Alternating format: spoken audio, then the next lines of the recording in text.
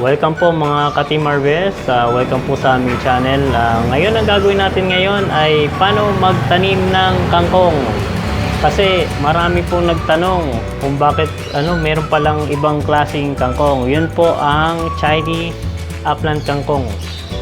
So kung nakita nyo po yung una aking video, sana panoorin nyo yan. Marami kayong matututunan kung paano po mag-harvest. Ngayon, meron po akong seed packet ng upland Chinese kangkong. Ito po ay galing sa Ramgo. Yung una ko pong ginamit na seeds ay from Condor ng Allied Botanical. So ito po is galing sa Ramgo. So i-check po natin kung maganda po itong brand na ito. So itatanim ko po ito at ipakikita ko kung paano natin ito itanim at paano po siya i-harvest ulit. Okay? Kaya makikita rin po natin kung gaano kaganda itong halaman na to. So, i-review po natin siya. Okay? Ang una po natin gagawin ay mag-prepare lang po ng potting mix. Ito po ay loam soil na nabili natin sa nursery. Kailangan lang po is may 6 to 7 soil pH natin itong lupa na ito. Then, pwede na po siyang itanim. Hello guys, itatanim na natin itong mga buto ng kangkong.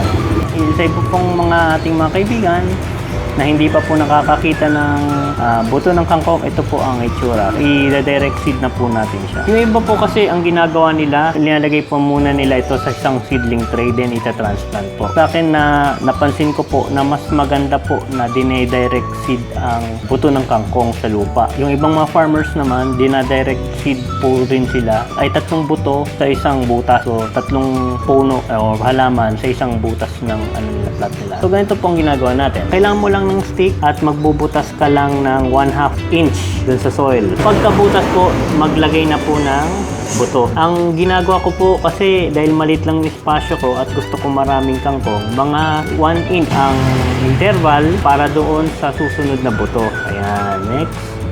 So, ganyan po. Ayan. Ayan.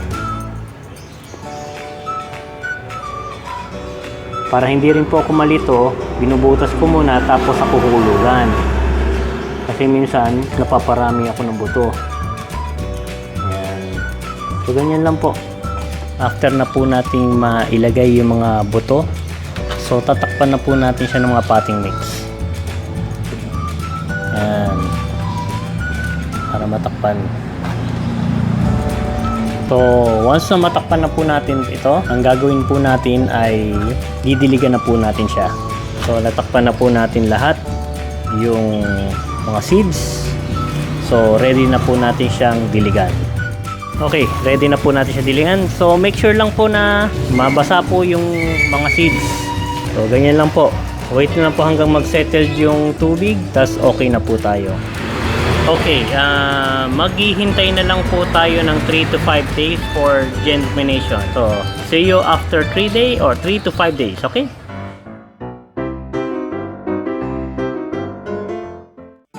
Hi guys, ito na po yung ating mga kangkong seeds on the 3rd day. Makakita na po kayo ng signs of germination. Ayan na, lumalabas na yung mga kangkong.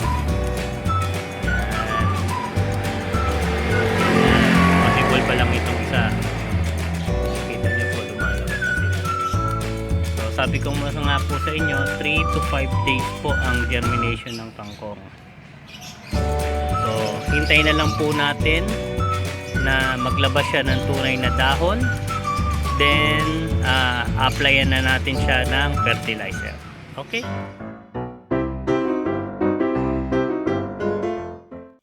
Okay, update po sa ating kangkong. Ito na po yung mga kangkong natin na nag-germinate o nagsisilabasan na sila. Mapapansin nyo po may mga butas-butas. May iba pong hindi pa nag-germinate. Maaaring naipit sa lupa or hindi talaga nag-germinate. So, minsan, late po ang germination yan. Basta ang germination is 3 to 5 days. Pero bigyan nyo na lang po siya ng mga at least 15 days para yung ibang mga seeds na mag-germinate. Pag hindi pa po, pwede nyo pong lagyan pa ng mga bagong buto para kahit hindi po siya sabay-sabay ang paglaki, at least merong tumubo na kangkong. Babalikan po natin siya after na siya ay magdahon at pwede na po natin siyang applyan ng fertilizer.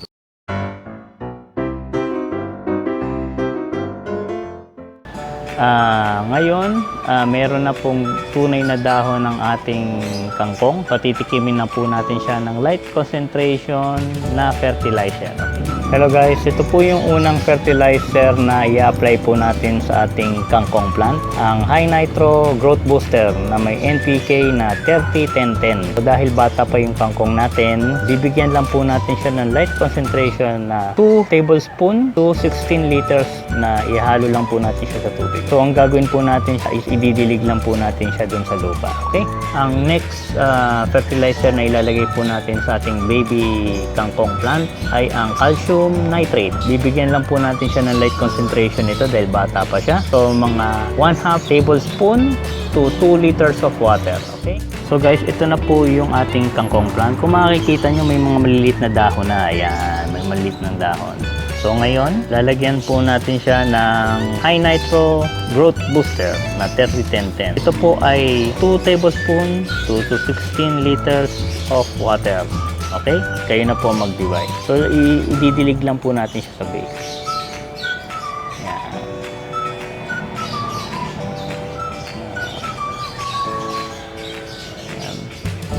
Much prefer ko po kasi ang pagdidilig sa lupa. Hinahalo po yung fertilizer sa tubig kasi mas economical po iyon. Okay, ang susunod po natin na ilalagay na fertilizer ang calcium nitrate. So, ang mixture po nito ay 1/2 tablespoon to 2 liters of water. Okay? So, ididilig lang po natin siya. Ang tawag po nito ay drenching. Yan, drenching.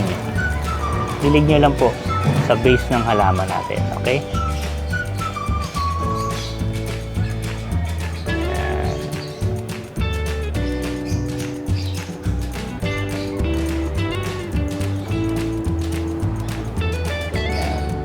Okay?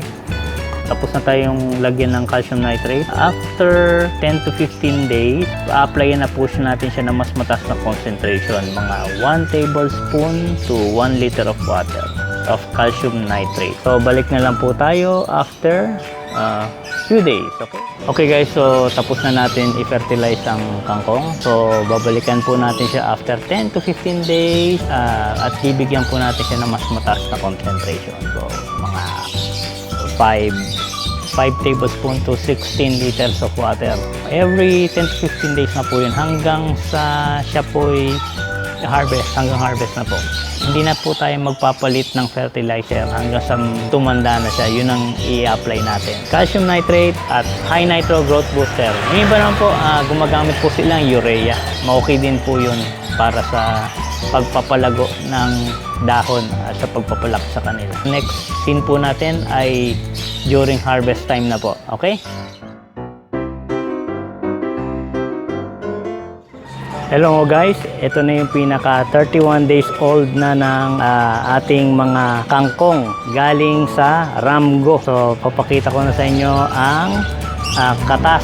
Although inabutan talaga siya ng bagyo na-stress yung mga kangkong, ipapakita ko na sa inyo ang ating mga kangkong. 31 days old from Ramgo, Upland Chinese kangkong. Okay? So, ito guys, yung itsura niya sa seed packet na ipinakita ko. Ayan. And after 31 days old, makikita nyo na ang ito yung actual na kangkong. Ito. Ayan. So, ito na siya. Diba? Katulad na katulad. Ayan. So, makikita nyo yung mga kangkong na yan. Ayan. Hello, Ate Lid. Ayan. Ayan. So, artista na si Ate Lid. Lalabas na sa YouTube. So, ito na yung mga kangkong. 31 days old. Actually, binagyo nga siya. Ayan, kita nyo, nagtumbahan na. So, binagyo po talaga siya. Inabutan siya ng bagyo. Pero, nakuha pa rin natin magpatubo. Okay? So, ayan na yung itsura. Malalaki yung mga dahon niya. So, ayan. Malulusog. Masarap sakto sa kangkungan. Hindi ko na po ipakikita sa inyo kung paano to i-harvest. Panoorin nyo na lang po yung unang vlog ko kung paano po mag-harvest ng kangkong. Okay? Hello guys, ibibigay ko sa inyo ang aking honest review regarding sa seed packet. I'll give them 9. Sa germination, siguro 6 Napansin ko yung seed, hindi siya treated.